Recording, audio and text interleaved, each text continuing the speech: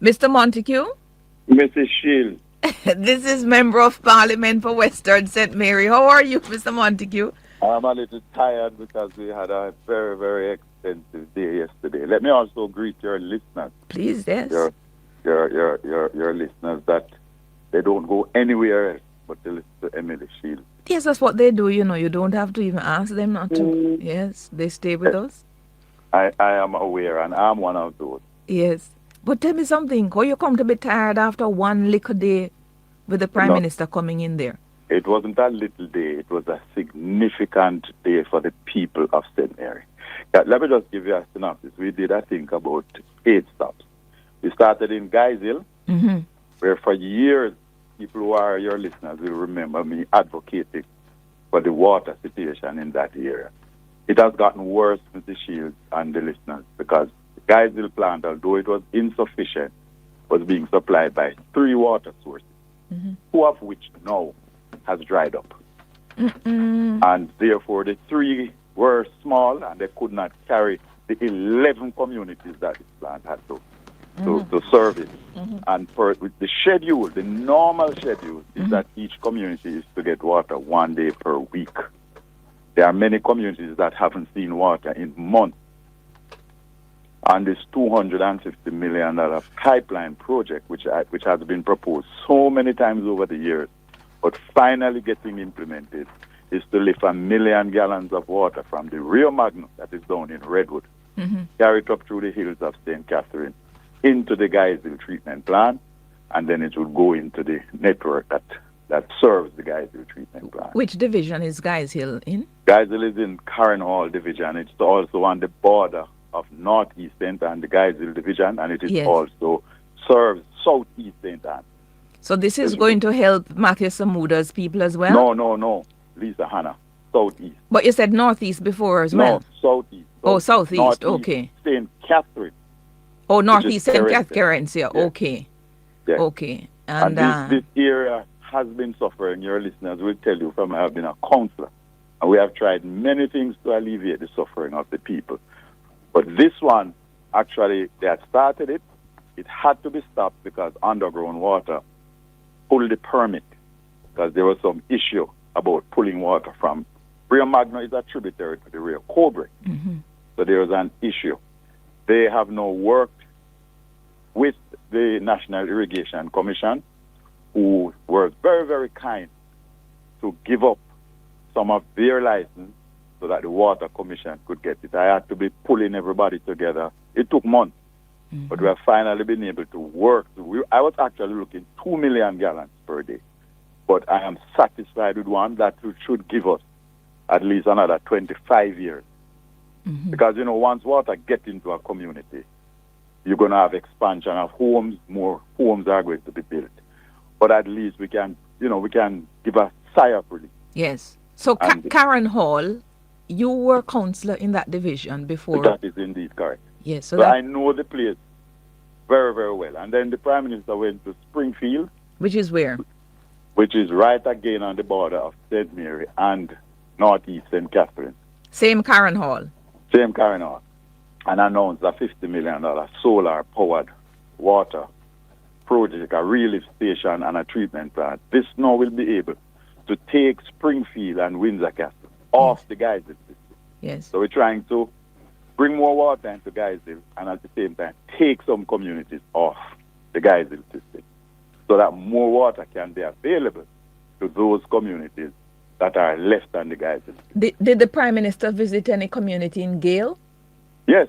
I'm coming there. I know Okay. you're anxious to get Very. there. But Yes. let me just come down the hill because a lot of the people... Sorry, because Karen Hall is in, it's sort of the most mountainous area in the constituency. Okay. Yes. Yes. So you And take me then- on high. So come down now. Yes. go Yes. ahead. He went to Jeffertown, which is still in the Karen Hall. And the Jeffertown, he announced the building of a brand new primary school. The Jeffertown Primary School was burnt by fire, completely destroyed.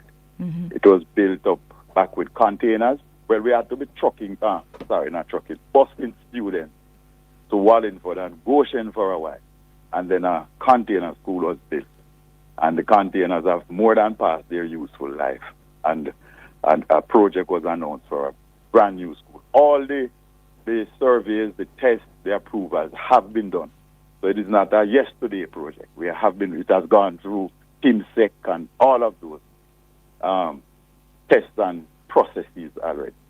Then we left Jeffertown. And I must say that when the Jeffertown school got burnt, my aunt from Atlanta was actually here to renew her 20th anniversary wedding vows.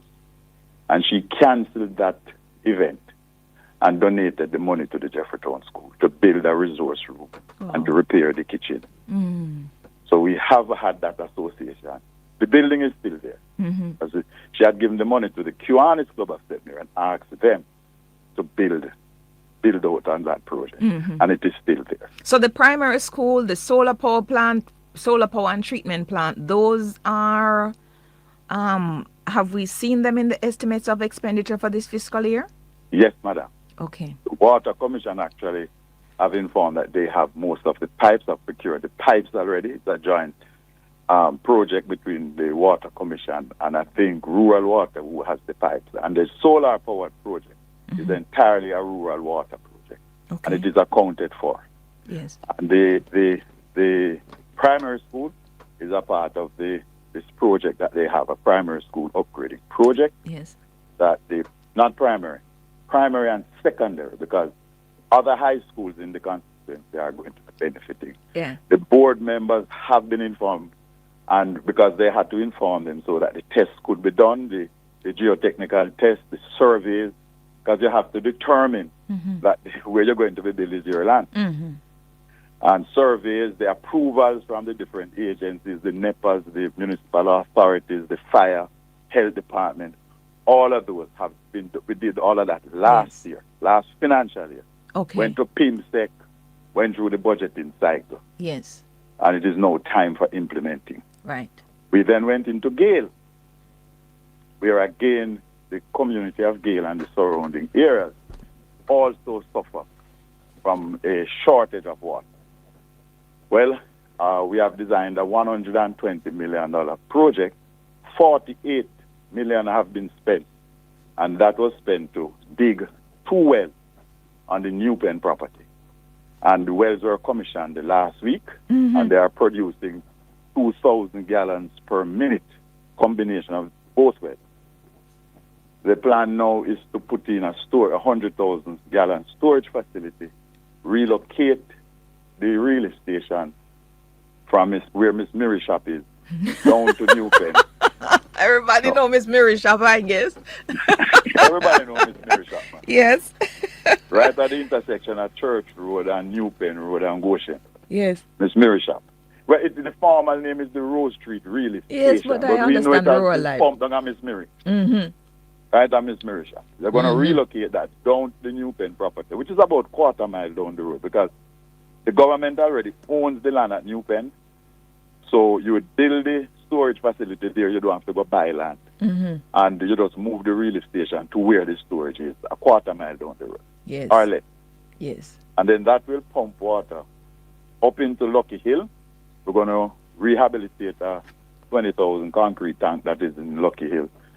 Tie that in with the bathhouse supply so that Arcadia, Saltram, Gale, Labyrinth Road, Hyatt Hill, Governors Bend, Coombstown, they will see now a reliable flow of water, because the Gale Spring, because of buildings and the pressures of development, the watershed area is being minimized, getting smaller and smaller, and therefore it produces less and less, and the demand is going up and up.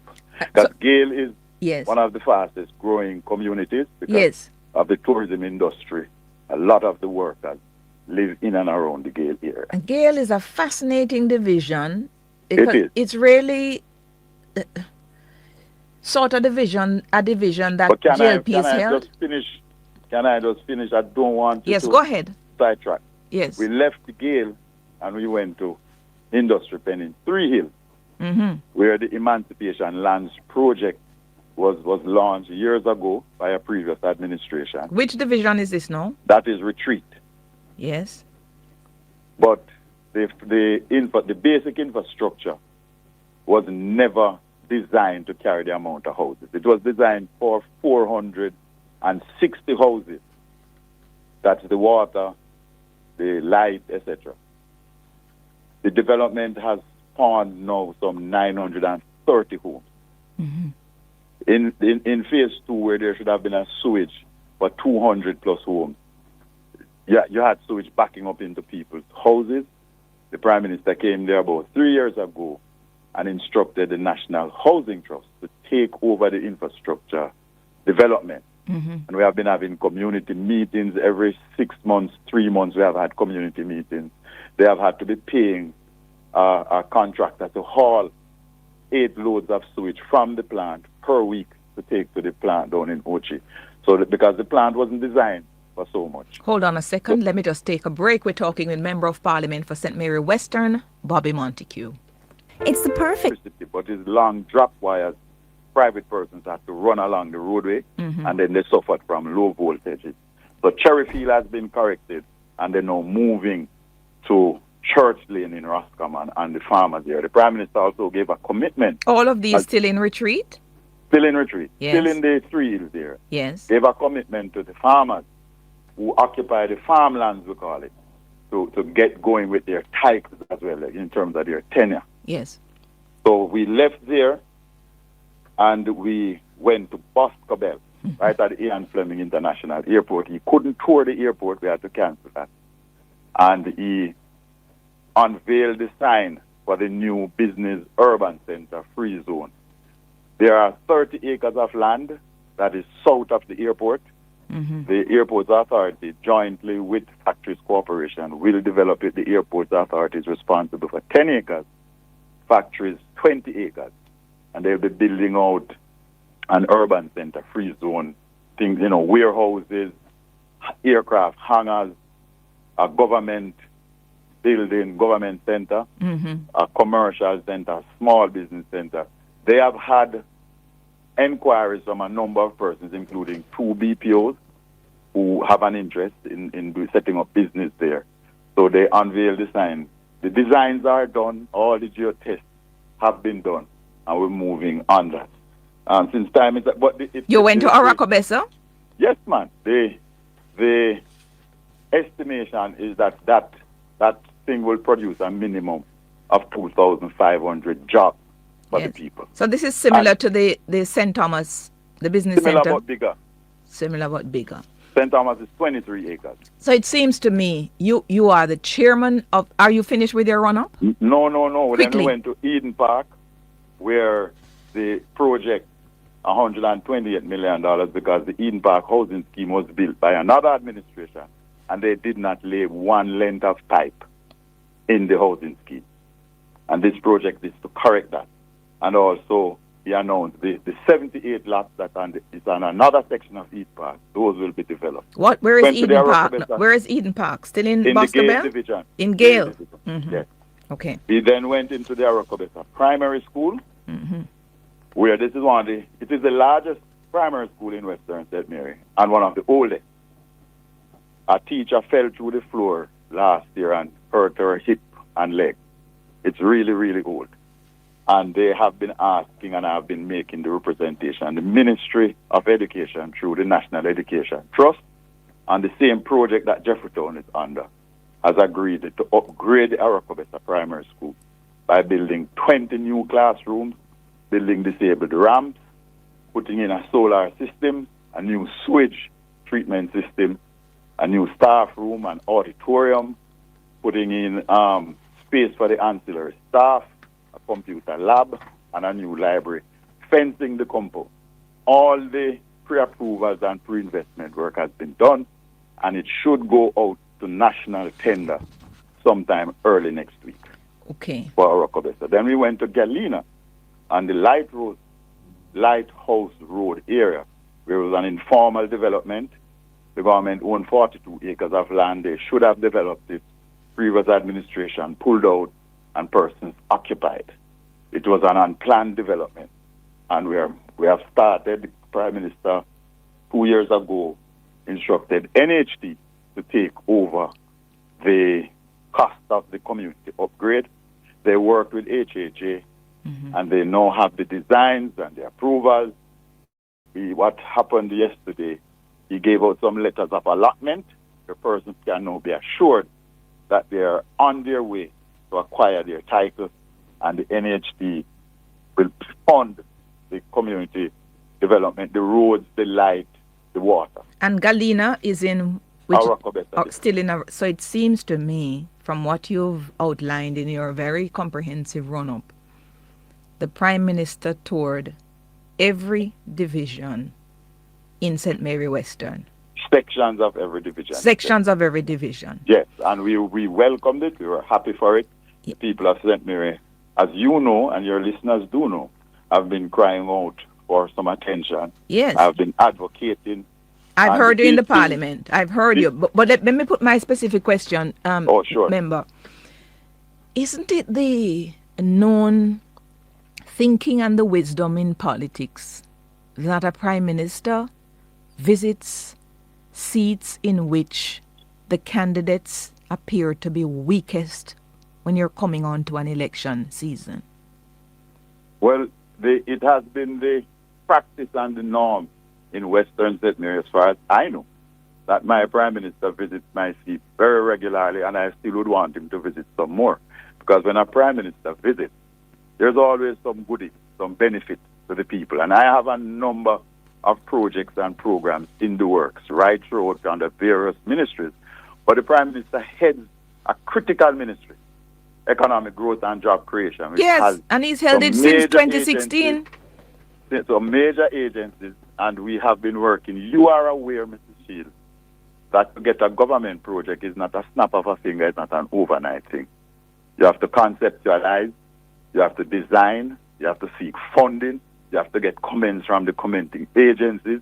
It has to go into PIMSEC the year before it is budgeted for, so yes, it can go through the process.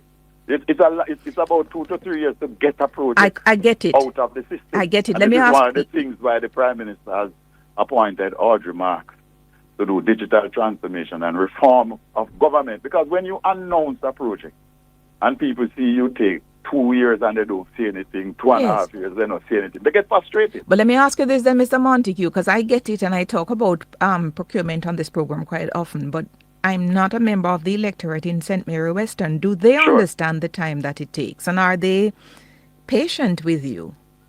They do understand, and the people of Western St. Mary are very, very patient and very sophisticated. A lot of people who don't live here or understand have a lot of comments to make. The people of Western St. Mary are not sheep. You don't shepherd them. They have their own opinion, and and this member of Parliament like to engage people at the community level, even at their gate. And sometimes if you hear some of the things they tell me, you would blush, although you are from Westmoreland in the Cane Belt. It would make you blush. Oddly. But I encourage that kind of discourse because people must be comfortable to engage their member of Parliament. I live in my seat. Yes. So what the people suffer, I suffer. I live. I'm not one of those MPs that don't live here. So on a given day, somebody is upset, a community is upset with me, with the government, because something is not done. And they will express it.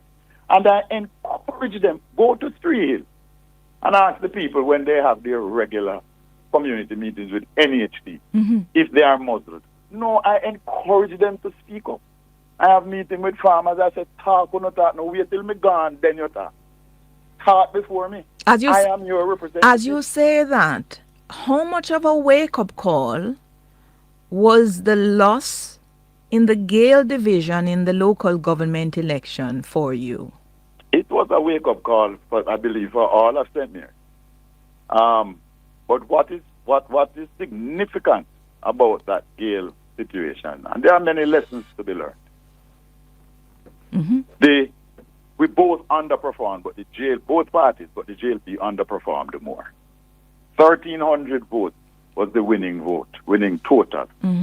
That's the lowest amount of votes, even for the PNP candidate, for the PNP as a party, over the last 8 elections, whether general or local. So this dialogue, this argument, that's a lot that JLP persons switched, not Augusta. because a lot of PNP people didn't even vote. So the pull-out, the turnout of votes was down on both sides. But worse for you. On our side. Yes, worse especially because Gale is a JLP stronghold in St. Mary Western. That is correct. So have in you... In addition to that, yes, equally, Retreat Division is a PNP stronghold. And you won that? Won it. How much you won that by again? 270 plus votes. So you now hold Karen Hall, which is your former seat and former division, and you hold Retreat. Yes. But from my recollection, I think Karen Hall has the least number of electors. Yes, it does. Right. And then it is followed by Gale. Yes. Boscobel, you have held Boscobel before, right? Yes, Boscobel is a marginal seat. It is a marginal seat. Between both parties. Right. And then Retreat now. Retreat and Arokobes are the two PNP bastards. Right. But you took Retreat in the local government election. Are you hoping or believing that there's anything you can do to get them to vote for you in the upcoming general election? Yes, because they know that Bobby Montaque is a very good performer. Mm-hmm. They know that Bobby Montaque, when he gives his word, he stands by it. I might not be able to deliver tomorrow. Mm-hmm. And they know it took me 23 years to do the international airport. When person said I was mad when I came up with that idea, and Mrs. Shields and your listeners, one of the main persons who was my biggest critic about that airport, the day we were welcoming American Airlines, he was sitting in the chair designated for me. Who is that? I'm not calling this person's name. They did not give me a seat. When I brought Montaque College, when I said we were going to bring tertiary education into St. Mary, people said me mad. And when Montaque College came, before Montaque College came, an officer from the Ministry of Education came to see me with a letter signed by 13 prominent members of St. Mary Society, opposing, asking the community council not to approve Montaque College coming to St. Mary. And we got over that. And then we sat down with Everoy Chin for him to donate the Whitehall Great House to the International Caribbean University. But even with that, Mr. Montague, the polls are now showing that you're 19% down against a newcomer, Mr. Woodbine. You're going to lose the seat, they say? Mrs. Shields. Yes. I do not discuss polls. I respect polls. I have never in my political life ever discussion about polls. But do you feel you're on the cusp of losing the seat? No, madam. Absolutely no. You don't feel Mr. Woodbine is a threat to you in any way at all? Every candidate is a threat to the other candidate. I never disrespect or take a candidate lightly. I never do it. I fight my election from I've been a councillor with the seriousness that it demands. Right. And I will tell you that we have not started our ground campaign, public campaign. What we're doing is the organizational part, the boring part, the part that a lot of people don't like. Let us call you back because I want to do and to be in detail with Western St. Mary. I have to go to a break now because I have a feature I have to take. Time now for Money Talk with Peter Rose Hall, Managing Director of BPM Financial. Hi, Peter Rose. Hi, Emily. How are you doing? Very well. And you? I'm fine, thank you. Good. All right. Mm-hmm. So today, I want to talk a little bit about BPM's global portfolio. Mm-hmm. See if you can get the garbage collectors to come to Patrick City, Perkins Estate, Meadowbrook Estate. 3 weeks and no garbage collection. Mr. Solid Waste Management Authority, Mr. Gordon, please act on that urgently for me. We're going to make sure we send it to Audley Gordon of the National Solid Waste Management Authority for this listener who is beseeching and shouldn't have to. So this is in Patrick City, Perkins Estate, Meadowbrook Estate. 3 weeks, they say, and no garbage collection, Mr. Gordon. So please send your team there. Also, we have a caller from Havendale, Kingston 19. they've had no flow cable service for the past 2 weeks. Flow, please see if you can address that, if it's a general problem in Havendale, or if there are specific customers and you can check your database and see, please find out what is going on in Havendale. All right, let me take a call before I come to X and Y 2178. Hi. Hello. Welcome to the hotline. Yes, thank you. Wait. What? Better than something, you know. What go on, man? Me there, Bubble there, man. Tell me what go on. Where are you? St. James? Yes, St. James. Is whose constituency you're in again? Well, I'm originally from Northeast Manchester. Aye. You know. Woman down there. It's sweet, you. That must sweet me. By the way, between me and you, not talk hard. What no sense stranger up there? What happened? Who? Miss Marks. What happened? I know if he said, wait. Have mercy. You don't like her? A nice girl, man. The way they ask me for. Nice girl, man, but I know some things go, man. You work with who you work with, man. That's how things go. You want Omar? They know him did I work with donkey years, man. But you don't have any vote there anyway. You know see, man, I had them as a word. I hear he's not here. No, if he did if it's something. Oh, well, that is true. This is 2025, you know. That is true. Yeah. But I listened to Mr. Montaque a while ago. I hope to go back with him because it is and by him, he had a slew of plans and a slew of things to do. Mm-hmm.